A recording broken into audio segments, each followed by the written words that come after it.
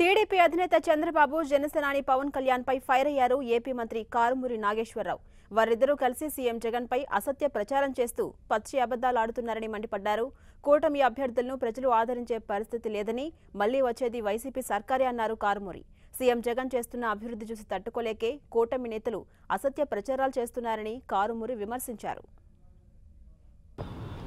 ఈ రాష్ట్రం చేస్తున్న అభివృద్ధి కార్యక్రమాలు పక్క రాష్ట్ర ముఖ్యమంత్రులందరూ కూడా ఇక్కడ చూసి అక్కడ చేయాలని అనుకుంటున్నారు.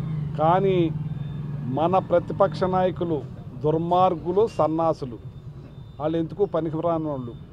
వాళ్ళ దోచుకో పంచుకో, ప్రజలని రక్తం బల్లులు నల్లుల్లా పీక్కుని తింటమే వాళ్ళకి అలవాటు. ఇవాళ రాష్ట్ర ముఖ్యమంత్రి ఈ రాష్ట్రాన్ని అన్ని రంగాల్లో ముందుకు తీసుకెళ్తున్నారు.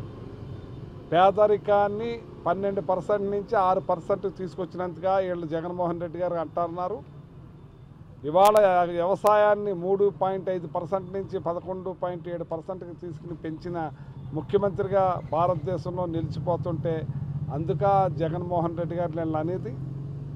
ఇవాళ ఇండస్ట్రీస్ పరంగా 3.7% ఉన్నది 11.7%కి తీసుకెళ్ళిన ముఖ్యమంత్రిగా, భారతదేశంలో గొప్పగా పేరు తెచ్చుకున్న ముఖ్యమంత్రిగా నిలిచిపోయినంతగా వీళ్ళు అనేది.